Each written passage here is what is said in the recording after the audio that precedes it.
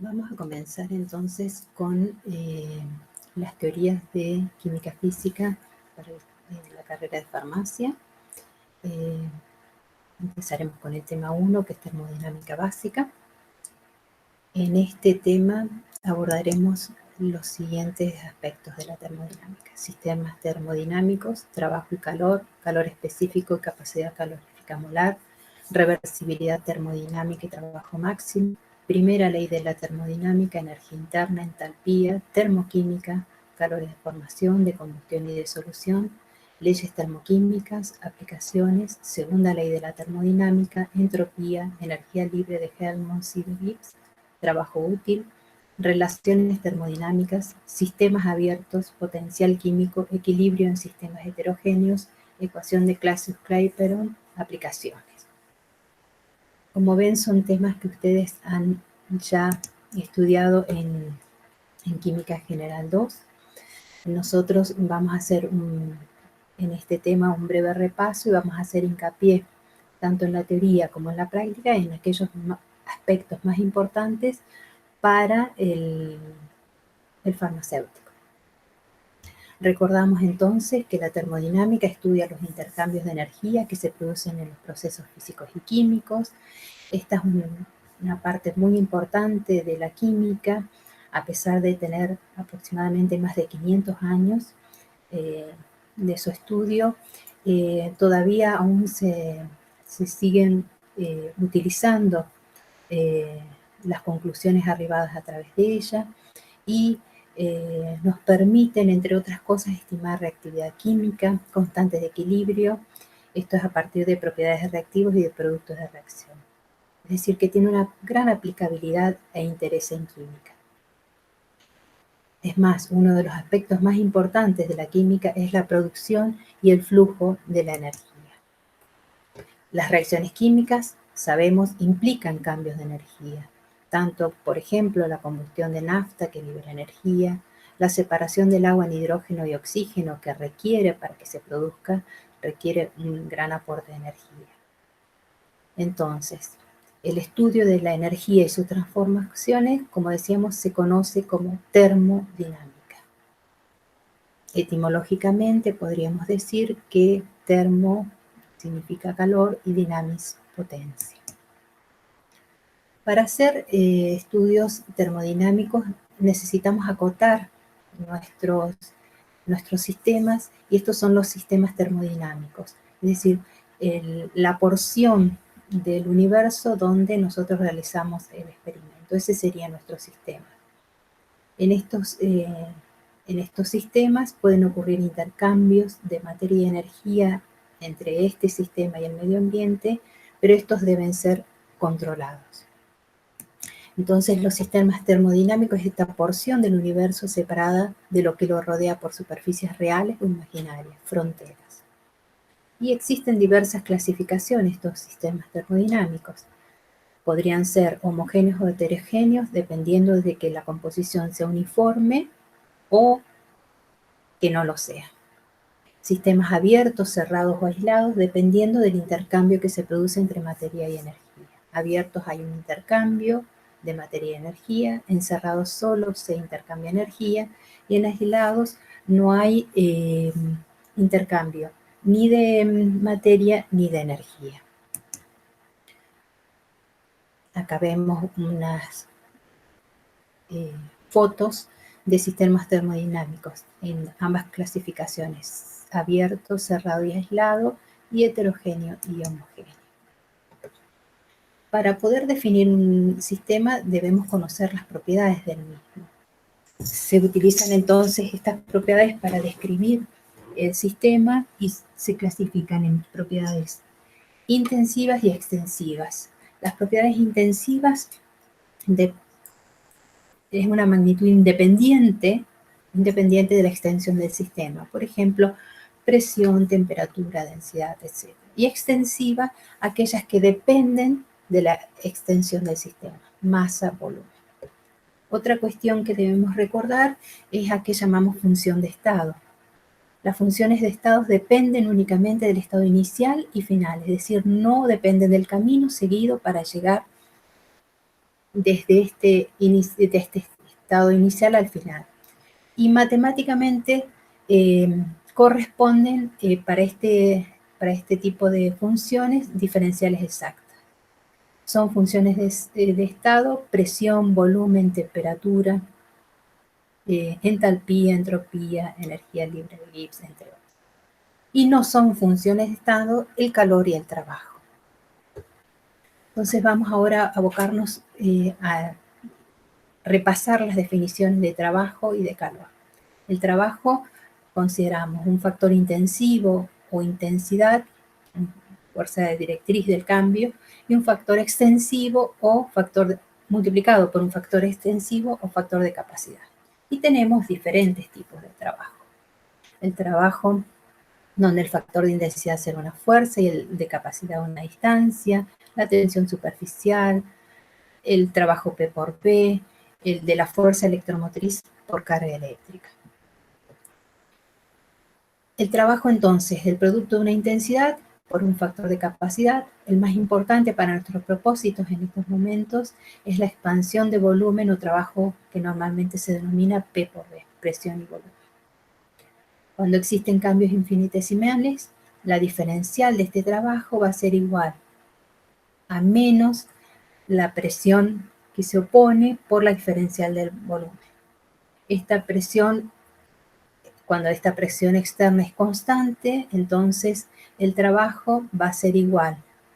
Integramos, la diferencial de trabajo va a ser trabajo igual a menos la presión externa por la integral del diferencial del volumen.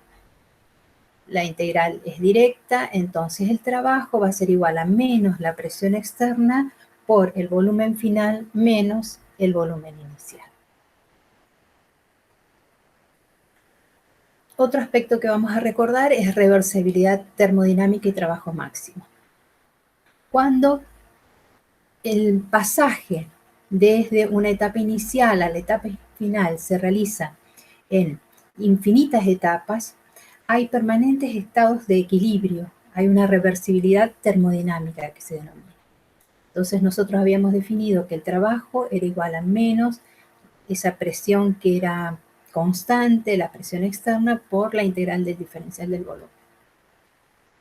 Si esta presión externa en realidad se produce en infinitas etapas, cada una de estas presiones externas va a ser igual a la presión del sistema menos una diferencial de esa presión.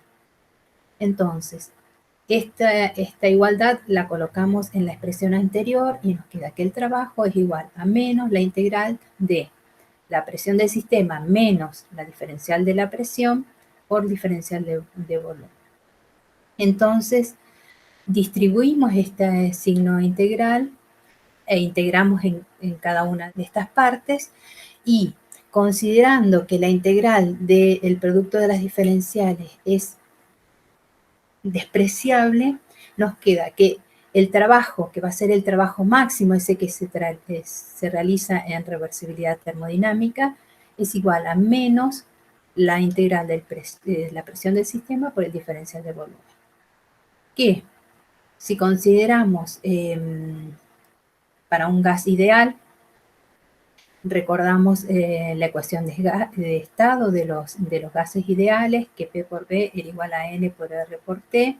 Despejamos presión, nos queda que el trabajo, e integramos, nos queda que el trabajo máximo es igual a menos N, que era el número de moles, R, la constante de los gases, T, la temperatura en Kelvin, por el logaritmo natural del volumen 2 sobre el volumen 1. Entonces, ahora recordamos lo que nos decía esa primera ley de la termodinámica, ya tenemos este concepto. Sin embargo, vamos a recordar que es una afirmación del principio de conservación de la energía, es decir, la energía no puede ser ni creada ni destruida. Hay un intercambio de la energía interna que está relacionado con el flujo de calor y el trabajo realizado.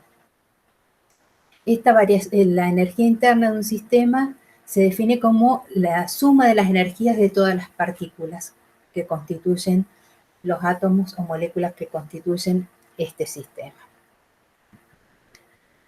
Hay un criterio termodinámico de signos, si consideramos el sistema. cuando se ingresa trabajo o calor es positivo, y si sale calor o trabajo del sistema es negativo. En la expresión de la primera ley de la termodinámica, si consideramos que no hay un flujo de calor hacia o desde el sistema, este diferencial del calor va a ser igual a 0. Entonces, la integral del diferencial de la energía interna es igual al trabajo. Es decir, que, como ya habíamos definido, el trabajo, la variación de la energía interna va a ser igual a menos la presión externa por el volumen final menos el volumen inicial. Es decir, con la expansión de un sistema contra una presión constante y sin flujo de calor, hay una disminución de la energía interna del sistema. Si la variación la diferencial del volumen es igual a 0, la variación de esa energía interna va a ser igual al calor a volumen constante, Q sub V. Ahora, si estamos a temperatura y presión constante, la variación de la energía interna va a ser igual al calor a presión constante menos el trabajo que habíamos dicho que era P por el diferencial de V. Entonces, si despejamos el calor a presión constante, va a ser igual a la variación de la energía interna más la presión por el diferencial V. La variación de la entalpía, entonces, queda definida como el calor menos el trabajo más P por diferencial V, donde este trabajo es el trabajo total, útil, más la expansión.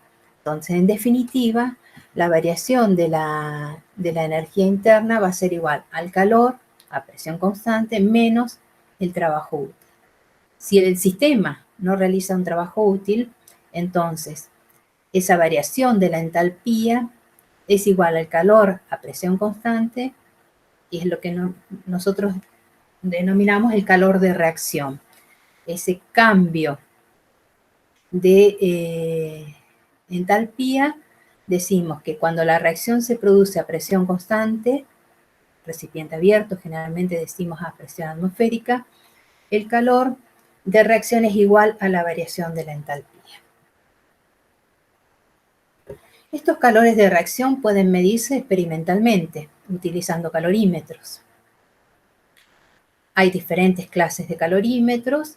Eso en los algunos laboratorios poseen estos instrumentales y pueden determinar los calores de reacción, que suelen expresarse en cantidades por mol de sustancia que participan en la reacción. Por ejemplo, joule por mol. También estos calores de reacción pueden calcularse a partir de datos tabulados. Se utilizan para ellos las entalpías de formación. Y podríamos recordar que el calor de formación o la entalpía de formación se define como el calor que acompaña la formación de un molde compuesto a partir de sus elementos en estado estándar o normal. Recordemos estado estándar para considerar reacciones 25 grados centígrados, presión 1 atmósfera y concentraciones 1 molar. Entonces, toda reacción química puede considerarse como la suma de etapas de descomposición, es decir, se rompen los enlaces de los reactivos, de los elementos que constituyen esa reacción, y hay una recombinación de estos enlaces, formación de nuevos, para dar los productos finales. Entonces, teniendo en cuenta esto y el carácter de función de estado, ya habíamos definido qué eran las funciones de estado, se puede calcular a partir de las entalpías de formación de reactivos y productos la entalpía de reacción o el calor de reacción. El cerito, recordemos, simbolizaba condiciones estándar. Entonces, el delta H de la reacción va a ser igual a la sumatoria sobre todos los moles de los productos, de los delta H de formación de productos, menos la sumatoria de los delta H de formación de los reactivos. También podríamos tener datos de calores de combustión. Los calores de combustión o entalpías de combustión puede definirse como el calor que se libera, siempre se libera, cuando, por la combustión completa de un mol de un compuesto orgánico. Esta combustión completa, en presencia de oxígeno, nos da dióxido de carbono más agua. Si lo que tenemos son datos de delta H o calores de combustión, ahora el delta H de reacción será la sumatoria de los delta H de combustión de reactivos menos la de productos. Entonces el calor de solución era otra de las entalpías que debíamos recordar. Es la entalpía o el calor de solución se define como el cambio de entalpía resultante cuando un compuesto se disuelve en un solvente. Y refleja esto que manifestábamos recién, que es el calor necesario para romper los enlaces del compuesto y la energía liberada por la interacción de las moléculas de soluto con las del solvente. Puede ser definido como un calor integral o un calor diferencial de solución, y esto depende. Si el calor es integral cuando lo referimos a un mol de soluto en una solución, y el calor diferencial es el cambio de entalpía cuando la cantidad de soluto es despreciable. En la termodinámica,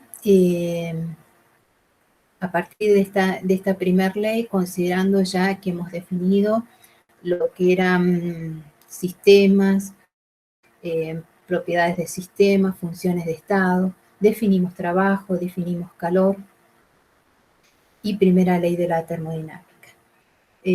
A partir de esta primera ley de la termodinámica surge lo que se denomina la termoquímica y las leyes de la termoquímica.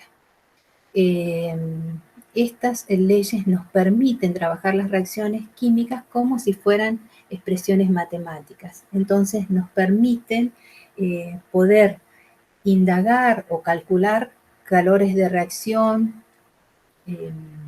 a partir, considerando estas reacciones como si fueran ecuaciones matemáticas. La ley de Hess nos dice que el cambio térmico o la entalpía que acompaña una reacción química, ya sea a presión o a volumen constante, es el mismo si la reacción se realiza en una o en varias etapas. Y la ley de Lavoisier-Laplace nos dice que la cantidad de calor que hay que suministrar a un compuesto para descomponerlo en sus elementos es el mismo que el calor desprendido al formarse el compuesto a partir de sus elementos. Entonces, estas vamos a utilizar mucho en la parte práctica, estas leyes. Otro aspecto de la termodinámica que vamos a recordar es a qué llamábamos calor específico y capacidad calorífica molar. El calor específico es la cantidad de energía necesaria para elevar 1 grado de temperatura de 1 kilogramo de una sustancia cualquiera. Y la capacidad calorífica molar es la cantidad de calor a aportar para elevar en 1 grado Kelvin la temperatura de un mol de una sustancia. Habíamos dicho que el calor no era una función de estado, entonces debemos delimitar en las condiciones en las que se realiza. Entonces, la capacidad calorífica, cuando ocurre a presión constante, decimos que es capacidad calorífica a presión constante C sub P. Y entonces podríamos decir que el calor va a ser igual a esa capacidad calorífica por el delta T, o puede ser escrito como la capacidad calorífica por T2 menos T1. Como volvemos a decir, no era una función de estado, esa capacidad calorífica a presión constante va a ser la diferencial de ese calor a presión constante respecto de la temperatura. Ya cuando definimos a partir de la primera ley de la termodinámica que trabajábamos a presión constante, habíamos dicho que obteníamos la entalpía, entonces la capacidad calorífica a presión constante va a ser igual a la diferencial de la entalpía respecto de la temperatura. Y también habíamos dicho que cuando trabajamos a volumen constante era igual a la variación de la energía interna. Entonces la capacidad calorífica a volumen constante va a ser igual a la diferencial de la energía interna respecto de la temperatura. Estas capacidades caloríficas en las proximidades de la temperatura ambiente podrían ser definidas como constantes e independientes de esta temperatura. Entonces, nos permiten de la integración obtener el calor a presión constante y a volumen constante. El calor a presión constante entonces será igual al número de moles por la capacidad calorífica a presión constante por el delta de temperatura o T2 menos T1. En tanto que a volumen constante va a ser igual al número de moles por la capacidad calorífica a volumen constante por el delta de temperatura T2 menos T1. Para líquidos y sólidos, estas capacidades caloríficas a presión y volumen constante son prácticamente iguales. En tanto que para gases, vamos a ver que existe una pequeña diferencia. Para eso recordamos la definición de la entalpía. Habíamos dicho que la entalpía era igual a la energía interna más P por B. Si tomamos diferencial respecto de la temperatura de esta expresión, nos queda que la diferencial de la entalpía respecto de la temperatura va a ser igual a la diferencial de la energía interna respecto de la temperatura más la diferencial P por B respecto de T. El primer miembro, como lo vimos hace un instante, es igual a la capacidad calorífica a presión constante. Esto va a ser igual a la capacidad calorífica a volumen constante más la diferencial de P por B respecto de T. Recordando la ecuación de estado para un mol, P por B era igual a RT. Entonces, la capacidad calorífica a presión constante va a ser igual a la capacidad calorífica a volumen constante más la diferencial de R por T respecto de T. La diferencial de RT respecto de T es igual a R. Entonces, para gases, la capacidad calorífica a presión constante va a ser igual a la capacidad calorífica a volumen constante más R, que era la constante de los gases. Entonces, vamos a recordar los que son procesos espontáneos y no espontáneos. Un proceso es espontáneo cuando se produce en forma natural en determinadas condiciones. Y no espontáneo, obviamente, entonces cuando no se produce en forma natural. En la figura tenemos el caso de un sistema en el cual tenemos dos ampollas que tienen una comunicación cerrada en algún momento. En una de las ampollas tenemos vacío, ausencia de gas, y en la otra tenemos un gas a una presión de una atmósfera. Entonces, si abrimos el robinete, lo que sucederá es que espontáneamente se van a igualar esas presiones en los sistemas. O si tenemos una barra metálica con una diferencia de temperatura en los extremos, espontáneamente se uniformará en el tiempo, se uniformará esta temperatura. O si dejamos un clavo de hierro al ambiente, espontáneamente se producirá su oxidación. Todo esto son procesos espontáneos, ocurren naturalmente en esas condiciones. Un proceso que no es espontáneo podría serlo si se cambian las condiciones, obviamente. Entonces, otra cuestión que debemos recordar son los procesos reversibles, que es aquel proceso que es espontáneo tanto en un sentido como en el inverso. Si estamos trabajando, por ejemplo, con un sistema formado por agua a 0 grados centígrados, el proceso reversible es el que se produce entre agua al estado sólido y al estado líquido. En tanto que el proceso irreversible es el que ocurre espontáneo en un solo sentido, en el sentido directo. Ese mismo sistema, el de agua, si lo tenemos a 10 grados centígrados, espontáneamente el sólido pasará a estado líquido y no será espontáneo el inverso. Si estuviéramos a menos 10 grados centígrados, el proceso espontáneo será que el agua líquida pase a formar hielo o agua sólida.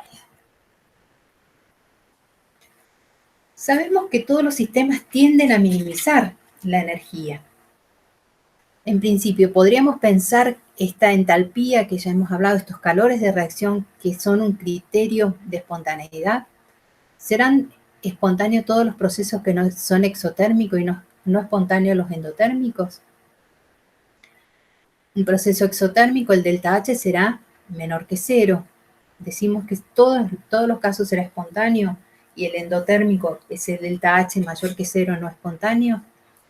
En general lo que se observa es que muchos de los procesos exotérmicos son espontáneos y los endotérmicos son no espontáneos, pero no siempre es así. Es decir, que el delta H, que surgía de esta primera ley de la termodinámica, no puede ser considerado como un criterio de espontaneidad. Entonces, el principio de la termodinámica no prohíbe los procesos no espontáneos, no es un criterio de espontaneidad. Necesitamos conocer otros criterios como para poder definir si un proceso será espontáneo y cuándo lo será. Entonces, otro de estas propiedades termodinámicas que nos van a ayudar a definir si el proceso es espontáneo o no, es el desorden.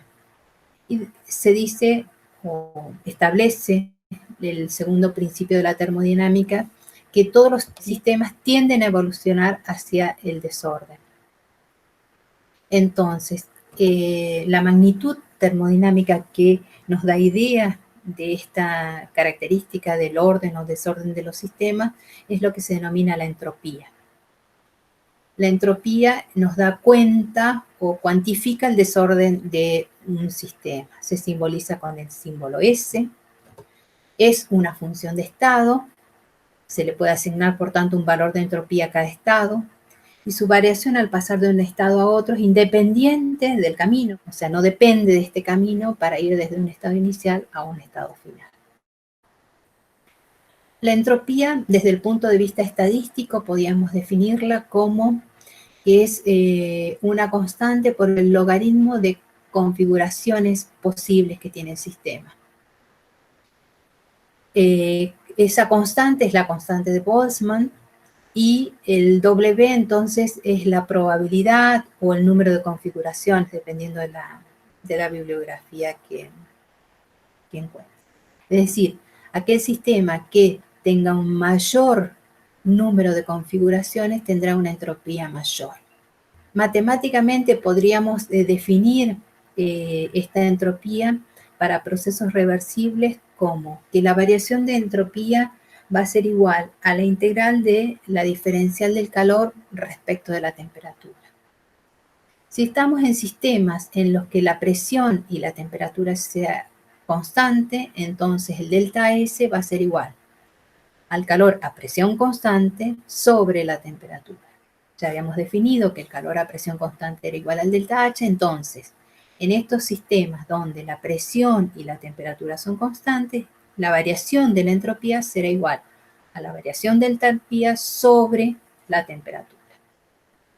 Pero, cuando la temperatura cambia, es decir, no es constante, entonces hacíamos uso de la definición del calor considerando la capacidad calorífica. Entonces el delta S va a ser igual a la capacidad calorífica a presión constante por el logaritmo natural de la temperatura 2 sobre la temperatura 1. Esto es para un mol. Entonces, cuando aumenta la temperatura, el delta S del sistema, considerando, por ejemplo, un sistema formado por un sólido donde está absolutamente desordenado sus moléculas, aumenta la temperatura, se funde, pasa al estado líquido, donde hay un mayor desorden, y si seguimos aumentando la temperatura y pasa a un sistema gaseoso, el delta S es aún mayor. Entonces, habíamos dicho que el segundo principio de la termodinámica establecía que para cualquier proceso espontáneo de un sistema aislado existe un aumento en el valor de la entropía. Otra forma de enunciarlo es que la cantidad de entropía del universo tiende a incrementarse en el tiempo. Entonces, Para definirlo, existen en este caso, se determinan las entropías individuales de productos y reactivos, no los delta como habíamos hecho en los cambios de entalpía, y el delta S o la variación de entropía en condiciones estándar será la sumatoria sobre todos los productos de las entropías estándar menos la de los reactivos, la sumatoria de las entropías estándar de los reactivos. Entonces, para las funciones de estados como la entalpía, energía interna, energía libre, no es posible calcular los valores absolutos, tan solo se puede calcular variaciones en el proceso. En el caso de la entalpía absoluta del compuesto, la entalpía estándar, es del compuesto a una atmósfera a 25 grados centígrados y se expresa en unidades de calorías sobre grados mol o joules sobre grados mol. Y también pueden encontrarlas como UES, unidades entrópicas de entropía, que es la calorías sobre grados mol. El tercer principio de la termodinámica establece que la entropía de una sustancia cristalina pura es cero a la temperatura del cero absoluto. Entonces, volvemos a nuestra inquietud respecto de la espontaneidad de una reacción. No lo podíamos asegurar porque en principio habíamos definido que el delta H no era un criterio de espontaneidad, nos valíamos de esta segunda y nos hablaba de espontaneidad de reacciones, pero para el universo. Entonces, como el sistema no está aislado y por lo tanto no podemos aplicar el criterio de la segunda ley de la termodinámica, nosotros debiéramos considerar nuestro alrededor. Entonces, como no trabajamos con estos sistemas aislados, esta segunda ley tampoco nos es útil para definir si una reacción será espontánea. Entonces, para hablar sobre espontaneidad, definimos para el caso de sistemas aislados, como decíamos, la entropía. Pero para aquellos que no son aislados, podemos utilizar dos funciones de estados, la energía libre de Gibbs o la energía libre de Helmholtz. Ambas son muy parecidas, pero las condiciones en las que se evalúan estos sistemas no son las mismas. La energía libre de Gibbs se define como la entalpía menos la temperatura por la entropía, en tanto que la de Helmholtz se simboliza con una A y es igual a la energía interna menos T por la entropía.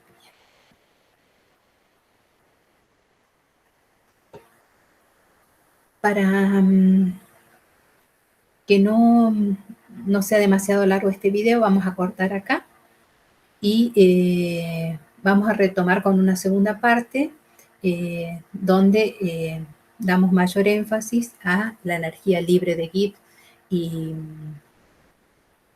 sus relaciones, potencial químico y demás. Entonces, dejamos acá esta primera parte del tema 1 y continuamos con el siguiente video.